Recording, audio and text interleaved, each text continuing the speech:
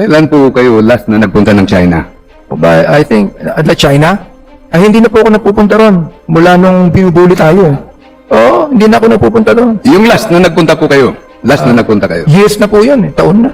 Kaya, Madam Hindi na po Speaker, ako I would napupunta. understand na sinasabi po niya na walang mga bahay, mahinang agrikultura, Madam Speaker, dahil hindi pa pala siya matagal na.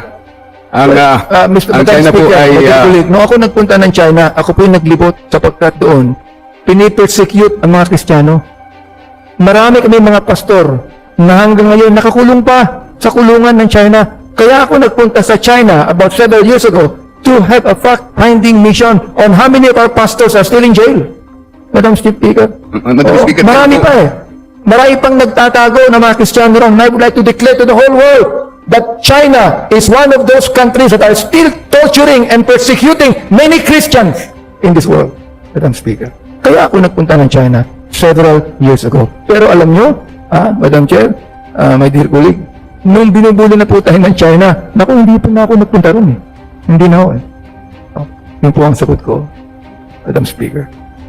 Well, para sa kaalaman po natin ng ating pero siguro alam naman niya yan, ang China po ay pangalawa na sa ating GDP sa buong mundo.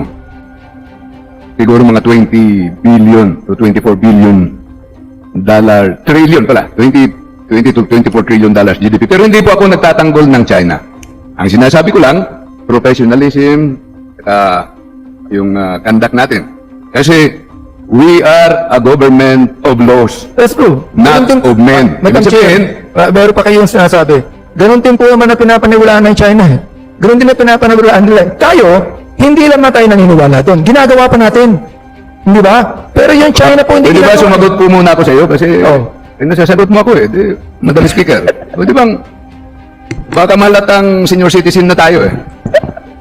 Madam Speaker, sagutin ko muna ang kaibigan ko po. Una po, kailangan guided tayo ng batas.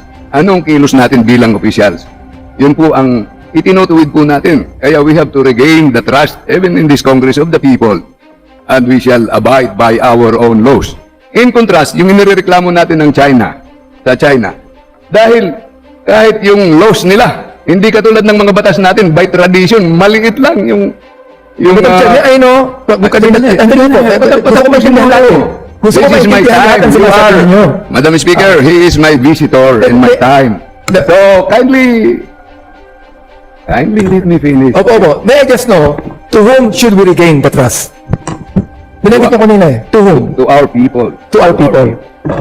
And we can regain the trust if we observe properly the laws we passed. What I am mentioning are the laws passed by this Congress to guide us as public officials. Pero yung tanong mo po kanina, Madam Speaker, ano pa ang pwedeng gawin natin? Hindi po ako expert dito, kaya hindi ako naggagaling-galingan. Pero, kailangan aralin natin anong ginawa ng Vietnam. Anong ginagawa ng Vietnam na they are protecting their territory, pero tahimik sila. Anong ginagawa ng mga bansang minention mo na they are protecting their territory, pero hindi kasing ingay natin? You know what I am worried at? Siguro, hindi naman sa pagmamagaling. Pero malalim ang pag-aaral ko sa bansang ito. Sabi nga sa Sun Tzu, he who knows himself and knows the enemy will win all battle. He who knows himself and does not know the enemy has a chance to win. And he who does not know himself and does not know the enemy will lose all battles. Sun Tzu. Binabasa natin yan, di ba?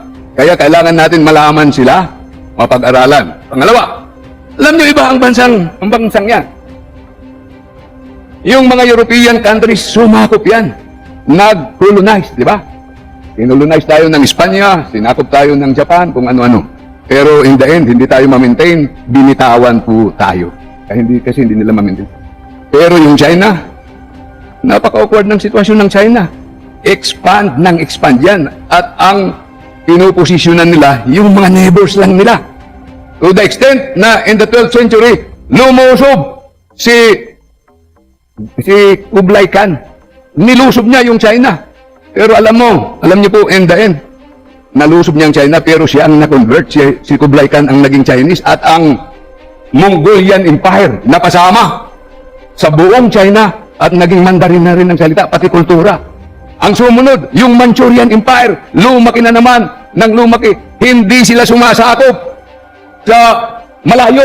Nasa neighbors lang nila at nag-i-expand. Dito po ako. Kailangan hindi lang maingay tayo, pero methodical po tayo dito. Aralin ng malalim po ito. Huwag tayo pawardi-wardi. Una, I am commending all our officials in government who are exerting all their efforts to protect our beloved country. Pero kailangan ng mas malalim pa na pag-aaral how we can survive this. Kasi nandyan na nandyan na. Sinasakop na po tayo.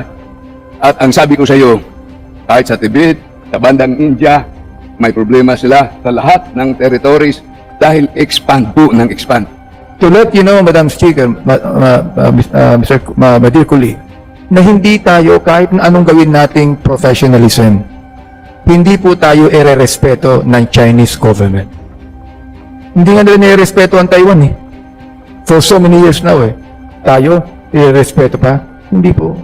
I just would like to inform each one of you, the Chinese government is a bully. They will continue on bullying the Philippines. Kaya nag-iingay po tayo so that the whole world may know. Napakarami nating mga allies na sinasabi. Well, let the allies also know that the Chinese is not doing wrong to the Philippines. You see? Ngayon, tinanggap ninyo, Madam Chair, tinanggap niyo, my dear colleague, na maaaring mitingin ng ASEAN leaders upang magkaroon ng resolution, upang tigilan po ng China ang ginagawa sa Pilipinas. Therefore, dito po sa plenary ito, we are also calling our own allies to act on what China is doing to us. Sapagkat, Madam Chair, my dear colleague, kaya nga po itong si Congressman Rufus tumayo na po dito sapagkat kahit ako, nagdadalaitin ako sa ginagawa ng China dito sa ating bansang Pilipinas. Palagay ko, Madam Chair, kayo rin, my dear colleague, ganoon din ang inyong pananaw dito. That's the reason why nagiging concern ka sa maaaring gawin po natin. Tama po ba ako doon, Madam Chair? Tama po ba ako sa aking binanggit? Na ikaw din po ay hindi lang concern, subalit napapagod ka na rin sa ginagawa ng China sa atin? Hindi naman po ako napapagod, pero nagpapatuloy po ako, Madam Chair, sa paghahanap ng Solusyon. tamang solusyon po dito. Habang buhay pa po tayo, hindi natin alam kung kailan matatapos itong problemang ito. Pero, Madam Chair, ang ini-emphasize ko po ay ang ating batas. Hindi po ako nag-expect ng professionalism sa kanila. Ang ating ini-expect na sundin natin ang batas na ginawa natin. Kung gusto natin, hindi tayo maging professional, di i-amend po natin ang ating Code of Ethics, ang professional standards, para hindi naman mapunta sa problema ang tulad na tao ni Commodore Tariela. Amindahan po natin para wala tayong, sabi ko nga sa iyo, may mga dalawang higanting nag-aaway, nasa gitna po tayo. Diba? Anong gagawin po natin? Pero may maliliit din naman na bansa sa kapaligiran natin. Tahimik naman sila, hindi naman ganun kaingay sa atin.